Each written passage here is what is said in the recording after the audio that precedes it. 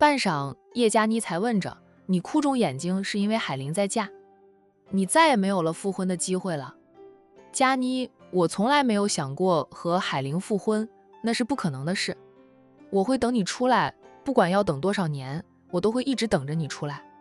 周红林赶紧解释：“海玲在嫁，我的确难受得很，主要是她带着我的儿子嫁人了。以后我的儿子会叫别人做爸爸，我又不经常和洋洋在一起，我怕以后洋洋只亲近他那个爸，不亲近我这个亲爸了。”叶佳妮静静地看着他片刻，淡冷的道：“那你有空的时候，多花点时间去陪陪洋洋了，就算是亲生父子，感情也要靠培养的。”海玲嫁给谁了？叶佳妮问道。是陆家那位四少爷吗？除了陆东明还能有谁？他守住海玲，守得紧紧的，但凡有个异性接近海玲，他都想方设法把人赶走。海玲身边就一直只有他。如今陆东明得偿所愿了，总算被他守到了海玲。叶佳妮抿了抿唇后说道：“有情人成为眷属，挺好的。陆四少一看就是个靠得住的男人。海玲比我好命，他的选择没有错，错的是我。”说完后，叶佳妮放下了话筒，不再看周红林，起身转身就走。周红林怔怔地看着他，人跟着起身叫喊着叶佳妮，叶佳妮都没有回头。佳妮，我会一直等你出来，我只有你了，你要好好改造，我等你出来。叶佳妮被狱警带走，有没有听见周红林说的话？不知道，听见了又如何？叶佳妮早已心死，用他的话说，错的人是他，他做出了错误的选择，一步错了，步步皆错。若他当初没有接受周红林的追求，在周红林有苗头的时候，就果断的辞职离开公司，他就不会落得今天的下场。海玲比他幸运多了，至少海玲跳出了周家这个火坑，他跳进来换海玲跳出去。如今海玲嫁给了陆家四少爷，跟海童一样飞上了枝头变凤凰。好命的人就算受过一点折磨，很快就会迎来命运的转变的。老天爷对海玲姐妹俩过于偏爱，最好的最优秀的男人都给了姐妹俩，叫人羡慕嫉妒恨呀。海玲并不知道前夫会在民政局那里等着，看着他和陆东明进去领证，又看着他和陆东明从民政局里出来，更不知道周红林哭了，还哭肿了双眼。他和陆东明带着洋洋回了陆家，陆家今天就像办喜事一般，请了很多亲朋好友过来吃饭，热热闹闹的，意是喜气洋洋。在陆家待了半天，一家三口便去了商家，直到黑夜来临，商太太识趣的催着小夫妻俩回家，还对洋洋说道：“洋洋，你今晚留在姨婆家里过夜好不好？陪陪姨婆吗？你放寒假后都没有陪过姨婆呢。你不是很喜欢小弟弟吗？在姨婆家里住就能和小弟弟玩了。”洋洋被姨婆说的有点心动，他问海玲：“妈妈，可以吗？我想在姨婆家里住一个晚上，明天你再过来接我，送我去我爸爸那里。”海玲接到钱婆婆的电话后，在洋洋醒来后征求过洋洋的意思，洋洋愿意去周家住上2天，陪一陪他的爷爷奶奶，明天就送他去周家了。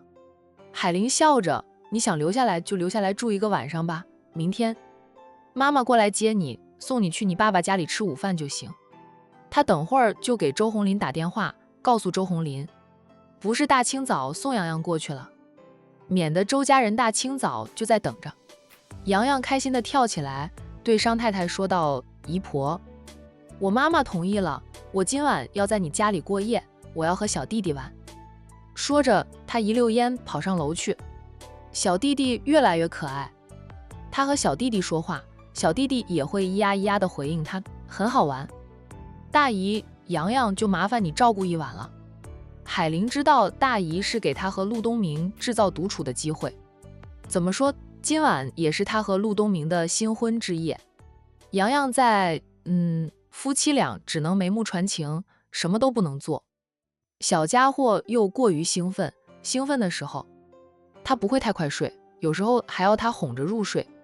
洋洋不跟着回去，夫妻俩就可以放松，不用担心洋洋这盏小电灯泡突然冒出来。成为了合法夫妻，他们肯定会做些儿童不宜的事的。商太太笑着，不麻烦，洋洋留在这里。我家里也热闹，你钟爷爷也很喜欢洋洋的。你们回去吧，好好享受一下两人世界。他又催战印和海童回家。海童的确有点累，可能是肚子大了吧，偶尔他会有点累。大姨，我们先回去了。海童和战印先走，海玲和陆东明俩人随后。商太太夫妻俩送着两对恩爱的夫妻出门，目送着他们开车离去，直到看不见了。商先生对妻子说道：“这下子你可以放心了，两个外甥女都嫁了好人家，以后别操那么多的心，好好过咱们的晚年生活，含饴弄孙的。还不能呢，别忘了咱们家老二还单着呢，那臭小子躲到国外去了，连年都不过，都不知道他想要什么样的女人，给他安排了那么多相亲对象，愣是没有一个看对眼的。感情上的事急不来的，他没有那个心思，催他也没有用。你催的也太厉害了，这不，儿子都被吓得跑到国外去，不敢在家里过年。”商太太说道：“我这不是着急吗？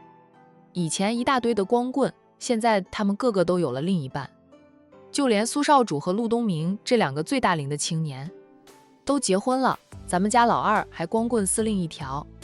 你不急，我急，改天我去磨一磨老太太，让老太太帮忙给老二安排个适合老二的女孩子。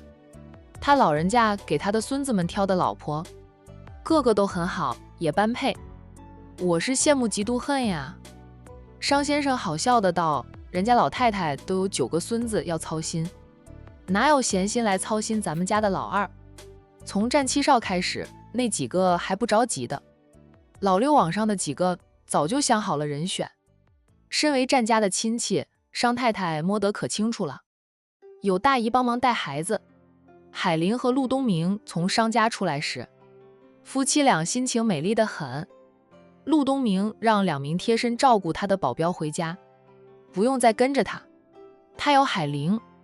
再者，今晚是他和海玲的新婚之夜，连洋洋都留在了商家，他自是不想带着2名保镖回到海家去。陆东明腿脚不便，是海玲开车，他偶尔会看一下新婚丈夫，好笑的道：“你一个晚上都盯着我看，还没有看够？又不是第一次认识我，有什么好看的？好看，你在我眼里就是西施，比西施还美。”陆东明今晚说甜言蜜语，像不要钱似的，张嘴就来。在他眼里，他的老婆是天底下最美的女人，我怎么看都看不够。在大姨家里，我怕大姨笑我很克制了，现在就只有咱们俩，我想怎么看就怎么看，想看多久就看多久。海玲失笑：“我还是今晚才知道你的嘴巴那么甜，我这是自然流露。”陆东明说道：“我不是刻意说的甜言蜜语。”知道了，我又没有说你刻意对我说甜言蜜语。你不是深爱着我，以你的性格，你也说不出甜言蜜语。陆太太之前想撮合他和于茵茵，他和于茵儿时还见过面的呢。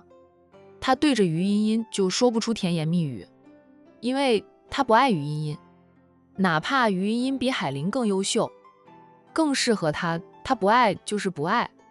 他的心早就被海玲占据，他是见证了海玲从一个大肥婆蜕变成今天这样的女强人，颜值高，自信十足，跟以前相比显得精明干练。不管海玲变成什么样子，陆东明都爱她。在海玲最落魄时，他都没有嫌弃过海玲。海玲，你好美。陆东明深情的道。海玲，你别再夸我了，我还在开着车呢。夸得我一嘚瑟，手舞足蹈的车子会撞到路边的树上去。陆东明哈哈的笑。我这不是夸，说的是事实呢，你就是好美。周红林不知道珍惜你，现在他肯定悔得肠子都变青了。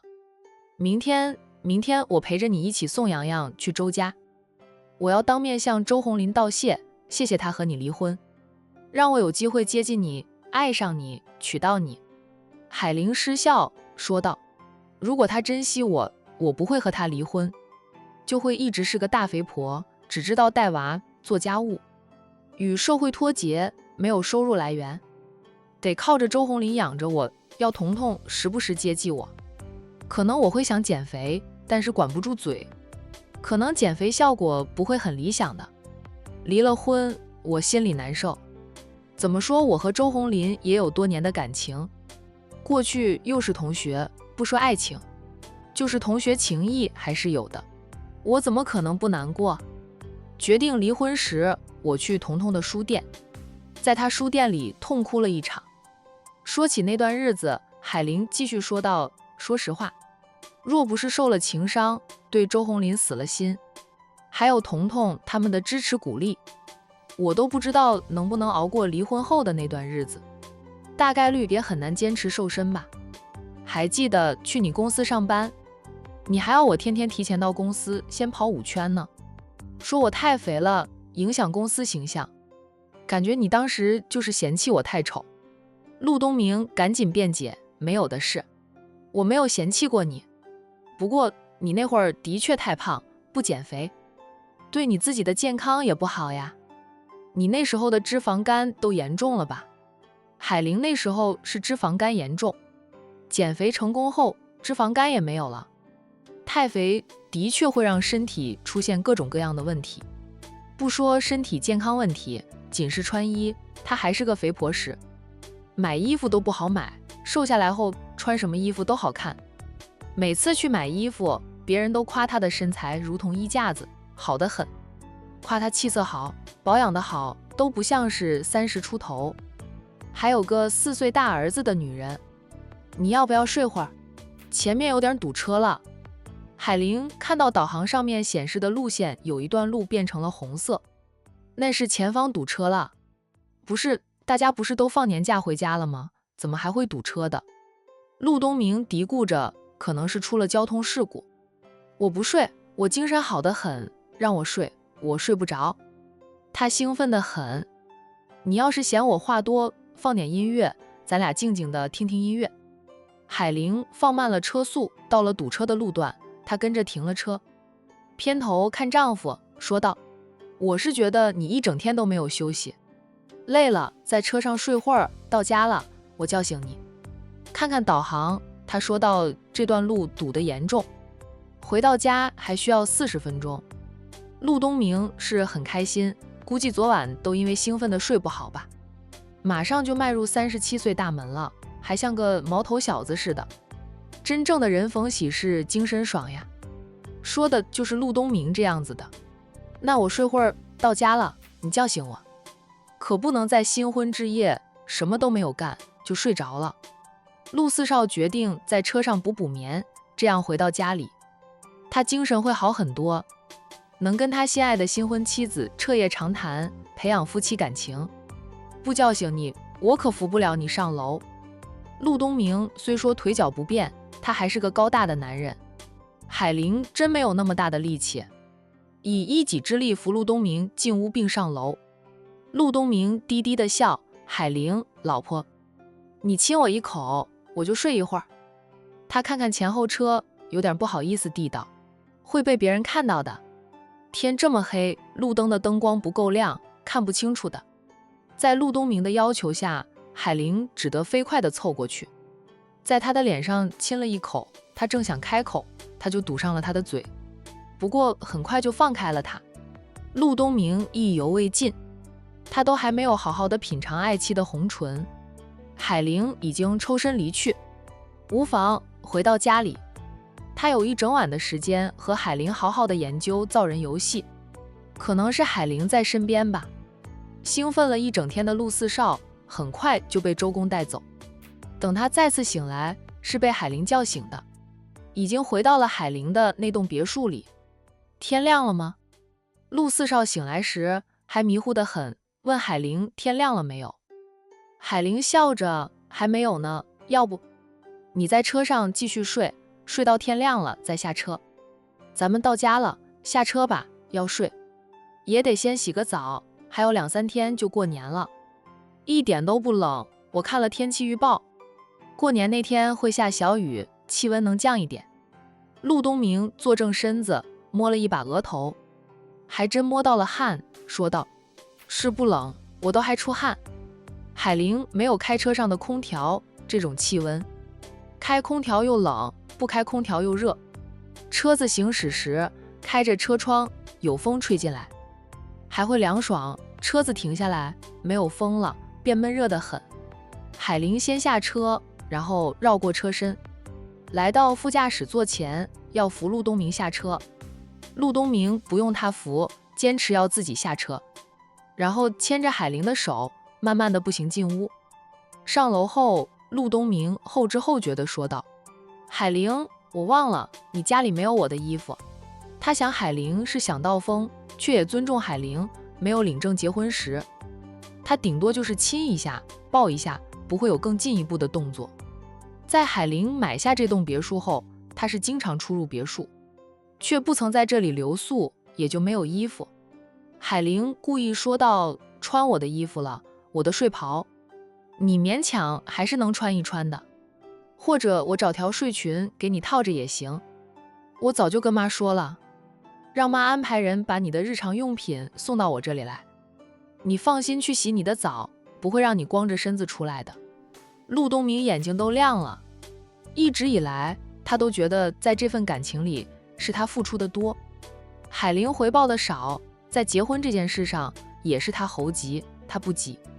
没想到他忽略的小事情，他记着了，还做好了准备，用力地搂住海玲，在她脸上吧唧一下，再在她的耳边低哑地说道：老婆，我马上就去洗澡，要不咱们一起洗鸳鸯浴。海玲推开他，脸泛红晕，我去客房里洗也是一样的。说着，他赶紧走开。陆东明低低的笑，很喜欢海玲在他面前流露出来的娇羞。新婚之夜总是甜蜜的，也会觉得夜晚很短，似乎才睡着，天就亮了。海玲醒来时，摸了摸身边，没有摸到陆东明。他比他先醒，昨晚缠着他折腾到深夜，以为他会累，不曾想他起来得比他早，精力真好。要不是他腿脚不便，怕是能折腾他一个晚上。伸手从床头柜台上拿过手机，看了时间，不过是清晨7点，还早得很。他放下手机，揉了揉腰肢，腰酸得很，不想起来。他决定再睡一会儿，闭上眼睛，很快海玲重新进入梦乡。等他再次醒来时，睁开眼看到的是2张熟悉的面孔，陆东明和洋洋。妈妈，你咋睡到现在都没起来的？太阳都要晒屁股了。洋洋看到妈妈醒了，立即就钻进妈妈的怀抱。海玲顺势搂抱着他的小身子。你什么时候回来的？陆叔叔去接我回来的，说等会儿用过了饭就送我去爸爸那边。妈妈，你是不是不舒服呀？洋洋问道。他直起了小身子，用手去摸海玲的额头，又摸摸自己的额头，再俯下身来，用额头去贴着海玲的额头。他不舒服的时候，妈妈和小姨都是这样做的。小家伙是有样学样。妈妈没有不舒服，腰酸腿软的事不能和儿子说。海玲瞪了坐在床沿边上的陆东明一眼，都怪他，像头饿狼似的，喂不饱。陆东明歉意的笑，他单身那么久，好不容易尝到了销魂的滋味，就贪欢了点儿，累着他了。那你怎么睡到现在的？都11点了，我想叫醒妈妈的，陆叔叔不让，说妈妈累，要让妈妈休息。海玲撒谎，妈妈出差那么久，天天早出晚归，有着忙不完的事情，的确是太累，好不容易放假，妈妈就想睡到自然醒。洋洋，妈妈真没事，你跟陆叔叔先出去。妈妈起来换衣服，洗个脸，再下楼吃饭。洋洋哦了一声，很听话的由陆东明抱着他下床。要不要洗个热水澡？我去帮你放水，泡个澡会舒服很多的。昨晚事后他抱着他去洗了个热水澡的。你带洋洋下楼，我自己去洗就行。海玲不想在儿子面前说太多儿童不宜听的话。陆东明看看小家伙，只得带着洋洋先下楼去。海玲用最快的速度洗了个热水澡，换了衣服，洗刷后精神状态好了很多，腰也没那么酸软了，至少走路能正常，不像第一次醒来时那般难受。一家3口用过中午饭，海玲帮儿子收拾了2套换洗的衣服，又往洋洋的小书包里塞了几样洋洋平时爱玩的玩具，免得他回了周家没有玩具可以玩，显得无聊。看到妹妹昨天送过来的补品，海玲拿了3盒，交给儿子拎着，反正也不重。他对儿子说道：“这3盒补品你拿回去，给你爸爸还有爷爷奶奶每人1盒。”陆东明看着并没有阻止，是让洋洋送的。洋洋身为儿子孙子，回家去给爸爸和爷爷奶奶送1盒礼品，是他的孝心。姑姑会不会拿走？我每次回去，只要姑姑来了，他都会从爸爸家里拿走很多东西。小家伙都看着呢。海玲抿了抿嘴后说道：“东西给到爷爷奶奶，就是他们的了，他们乐意给你姑姑的话，咱们也不好说什么。你爸爸的这1盒，你叫他放在他房间里，想来你姑姑不会进他房间里拿东西的。他开车辛苦，让你爸爸好好补一补身体。”周红林是去鬼门关转了1圈的人，出院后在家里休养了一段时间，就重新跑起网约车，身体是受不了的。他熬着按时给洋洋打抚养费，洋洋回去1次都给洋洋1叠钱，让洋洋拿回来给他存着，给洋洋以后读书用。他赚到的钱可以说给了大半洋洋的了。既然他当爸的还知道为儿子考虑，海玲便教儿子要懂得孝顺爸爸，关心爸爸的身体。家里补品太多，他一个人也吃不了那么多，让儿子拿上3盒回去送给前夫，让儿子懂得回馈他爸爸对他的好。洋洋点头：“妈妈，我知道了，我会叫我爸爸把东西藏起来，不让大姑找到的。大姑干嘛老喜欢去我爸家里搬东西走呀？以前小宝哥哥也喜欢拿走我的玩具，我哭，奶奶还说让小宝哥哥玩一会儿就会还给我的，结果小宝哥哥拿走就不还回来了。别看那时候洋洋才2岁左右，事情过去了2年，他现在都还记得亲奶奶偏帮着小宝哥哥的事。我大姑，那是大人的事，你还小，不要管。养成周红英自私自利，总喜欢回娘家占便宜的性子，那是他父母的错，也有周红林的一份功劳。他纵容了父母偏帮着姐姐，以前他自己都偏着姐姐呢。每次姐姐进城来，只要姐姐想吃的菜，不管多贵，都让海玲备着，量还要多，让姐姐吃过瘾。周红英是个很喜欢吃海鲜的人，但是海鲜贵啊，她喜欢吃的还是龙虾、太子蟹这些贵的海鲜。每次她都带着一家子过来吃，空着手来，不会给娘家侄子买点小东西、小零食什么的。海玲以前向妹妹吐槽过大姑姐来弟弟家里做客，连箱牛奶都见不到她的。周红英那是空着手来，满载而归的，吃饱喝足还要打包走。海玲还跟周红林抱怨过，被周红林说了一顿，说什么买菜的钱是他出的，又没有花到海玲的钱，他姐喜欢吃什么，他只管去买就是。可是当海玲向他要伙食费的时候，他又会骂海玲败家，花那么多钱，说海玲什么贵的都敢买，不体谅他在外面上班的辛苦，也不看看他那个自私鬼姐姐每次过来能吃掉多少钱。海玲甩甩头，拉回了飘远的思绪。都过去了，她和周红林离婚2年，如今她已经在嫁。陆东明不是周红林，她不用担心陆东明会那样对她。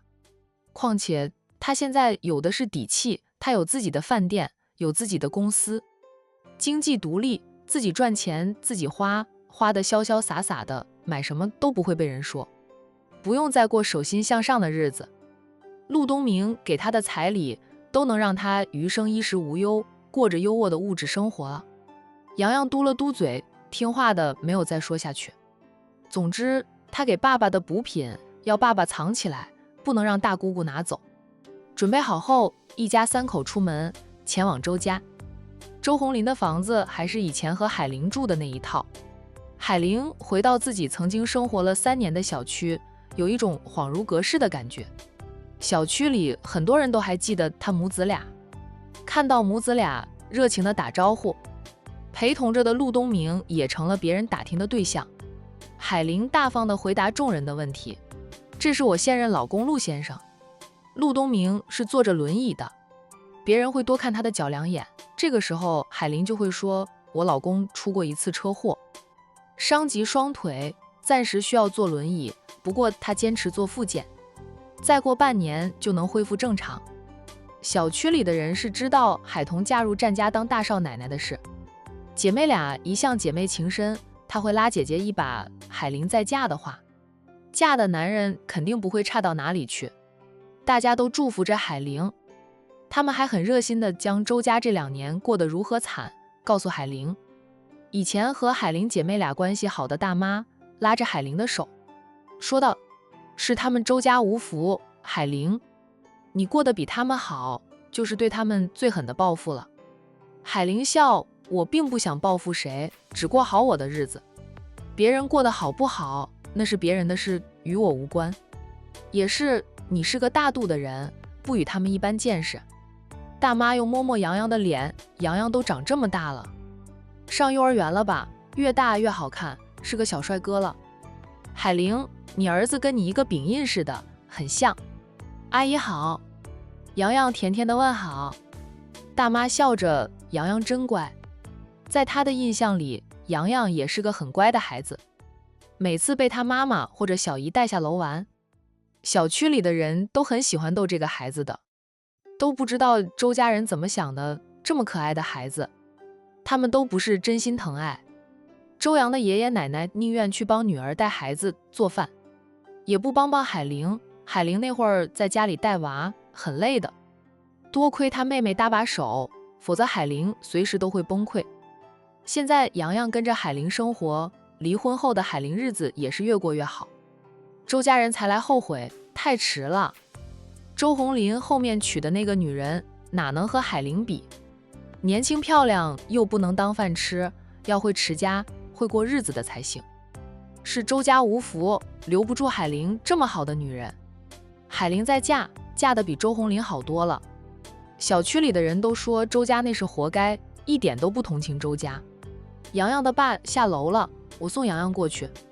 海玲看到了周红林的身影，大妈也扭头看了一下，见到了走过来的周红林，低声说道：“你那个钱大姑姐今天早上就过来了，你不要上楼去和他们见面，免得他们对你纠缠不休的。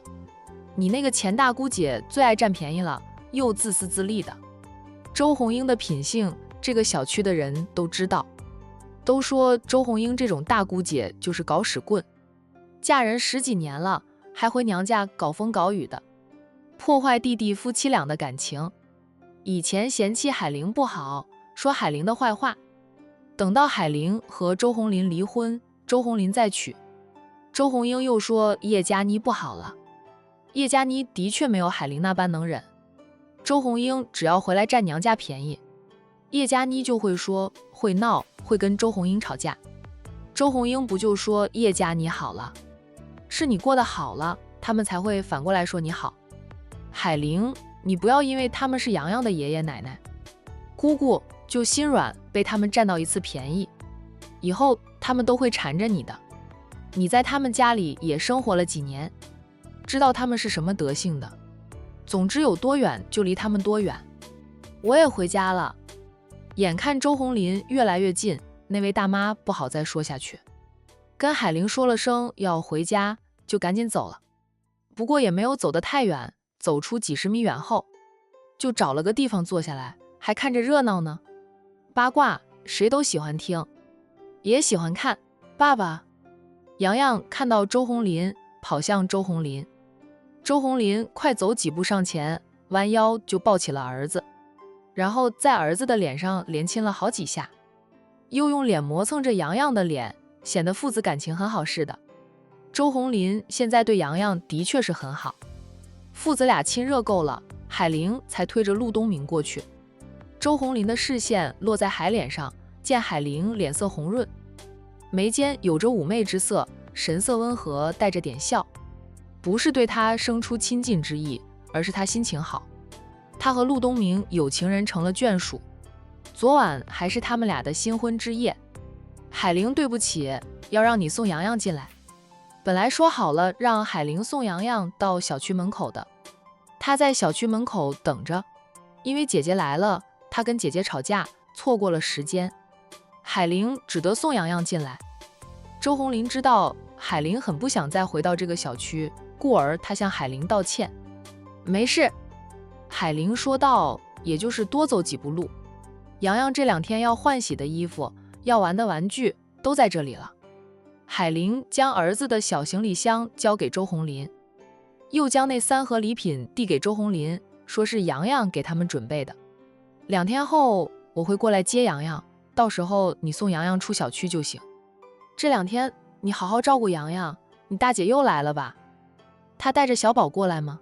看着他们俩，别让他和洋洋打架。洋洋学了一段时间的功夫，身体比以前是强壮了很多，力气也大了，打架未必会打输，但周父周母是个偏心的。海玲怕他们会像以前那样下意识地偏帮着小宝，在周家估计只有周红林这个当爸的才会发自内心偏着洋洋吧。周红林承诺地道，放心，2天后将洋洋送还给你时，我保证洋洋毫发无损，他是我亲儿子，我这辈子唯一的孩子，我不护着他，护着谁？过去是我不好，是我的错。过去洋洋和小宝打架，他总是怪海玲没有教好儿子，教的儿子居然和表哥打架，也不想想自己的外甥什么德行。小宝被父母兄长宠着，外公外婆带大他的，也宠着他，就养成了霸道的性子，总喜欢抢洋洋的玩具。洋洋又不是傻的，被人抢玩具哪能不护着自己的东西，然后就会打架。只是他比小宝小，大人又拉偏架，每次都是以他哭收场。海玲心疼儿子，却又不好说小宝什么。总之，因为小宝欺负洋洋这件事，海玲以前和周红林没少吵架。陆四少，周红林看向陆东明的时候，客气的点点头。陆东明嗯了一声，两位既然来了，要不要上楼去坐坐，喝杯水？周红林试探性的问道。海玲拒绝了，不了，我和东明回去，过2天再来接洋洋。洋洋不要调皮哦，听爸爸的话。妈妈和陆叔叔先回去，过2天就来接你。好，妈妈，我会听爸爸的话的。陆叔叔，我不在家的这2天，你要想我哦。洋洋挣扎地从爸爸的怀里下地，爬上了陆东明的大腿，搂抱着陆东明的脖子，撒了撒娇，得到陆东明的承诺说会很想他的，才不舍得松开了手。陆叔叔，你到时候要和妈妈一起来接我哦。一定。陆东明更舍不得洋洋，洋洋此刻还在他的眼前，他都舍不得了。洋洋滑下了地，回到爸爸的身边。周红林牵着儿子的手，想和陆东明说什么的，最终什么都没有说。海玲，陆四少，我和洋洋上楼去了，他爷爷奶奶还等着他。海玲嗯了一声，他和陆东明在原地目送着周红林牵着洋洋走。洋洋是1步3回头，不停地向2人挥手。陆东明很努力地克制着，才没有冲动地冲上前去抱回洋洋。他不停地在心里默念着，周红林是洋洋亲爸，是亲爸，人家父子俩聚一聚是很正常的事，他这个当后爸的不能拦着人家亲父子相聚。好在只有2天时间，陆东明现在很感激小姨子在洋洋放寒假后，就带着洋洋去了风尘山庄，没有让周家人接走洋洋，否则他想孩子会想疯的。洋洋要是在周家住上10天半个月，也容易被周红英他们灌输一些不好的思想。哪怕洋洋很聪明，不会轻易被哄骗，可是天天被灌输着，难保他心里不会动摇。洋洋刚回来跟他爸我就想他了。接下来这2天怎么过呀？陆东明可怜兮兮地说道。周红林不是他亲爸，我是1分钟都不愿意将洋洋交给他的。海玲推着他转身往外面走去，边走边说道，现在的周红林比以前好了很多，至少他会护着洋洋了，就2天时间，父子俩好好的聚一聚，我们不用担心的。就是洋洋的爷爷奶奶也改变了很多，怎么说，洋洋都是他们唯一的孙子。叶佳妮那个孩子没有生下来，不过就算生下来，以周家人对叶佳妮的不喜，他们的感情天秤也会偏向洋洋的。钱婆家的人呀，真的是拥有时不知道珍惜，失去了才来可惜，想挽回。洋洋的大姑姑又跑来做什么？就过年了，还要回娘家，闹得鸡犬不宁吗？陆东明又扭头看海玲，心疼的道：海玲，你当初过的是什么日子呀？有那样的大姑姐，烦都烦死了。都过去了。海玲平静地道：我现在很幸福，过去的事如今想起来，在我这里已经掀不起风浪了。他早就放下了过去。我家里的亲戚敢像周红英那样对你，我轰他们出去，断了那门亲戚，都不会让你受半点委屈。陆东明霸气地道。在他看来，以前的海玲会受大姑姐的气，是周红林这个丈夫没用，他对海玲的爱不够，没有站在海玲这一边，给海玲撑着腰。若是他对海玲很好，完全站在海玲这一边，10个周红英都欺负不了海玲。你家那些亲戚目前来看还是好的，不会像周红英那样。陆家的亲戚几乎都是同层次的人，有修养，不像周红英那般极品。当然了，他们也是看陆东明的态度，知道陆东明深爱着海玲，护着海玲，